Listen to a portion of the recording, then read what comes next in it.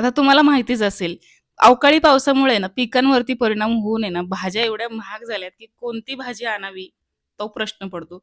आणि मग घरात गृहिणींना हा प्रश्न तर नेहमीचाच पडलेला असतो, की भाजी काय करावी? तर भाजीचं नाव सुचत नव्हतं. म्हणलं चला तोपर्यंत ही तयारी तरी करून घ्यावी. म्हणून आहे ना कांदा, टोमॅटो, हिरवी मिरची, लसूण हे सगळं मी तयारी केली. कांदा बारीक चिरून घेतला, टोमॅटो बारीक चिरून घेतला. तेवढ्यात मला चटकन आठवलं, की कारभाऱ्यांना आहे ना ही टोमॅटोची चटणी खूप आवडती, कच्च्या टोमॅटोची. म्हणून आहे ना म्हटलं चला आज कच्च्या टोमॅटोची चटणी करायची आणि त्यामध्ये कांदा घालायचा.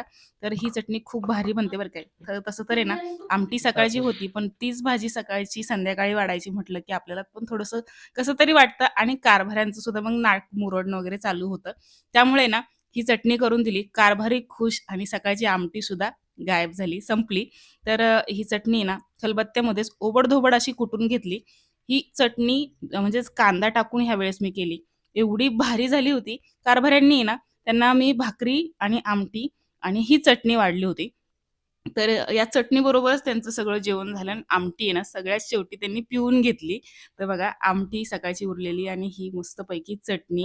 तर ही चटणी तुम्ही नक्की ट्राय करा. खूप भारी अशी बनते. चवीला भारी लागते. कच्च्याच टोमॅटो आणि कांद्याची चटणी आहे. चला तर मग पटकन सबस्क्राईब करा.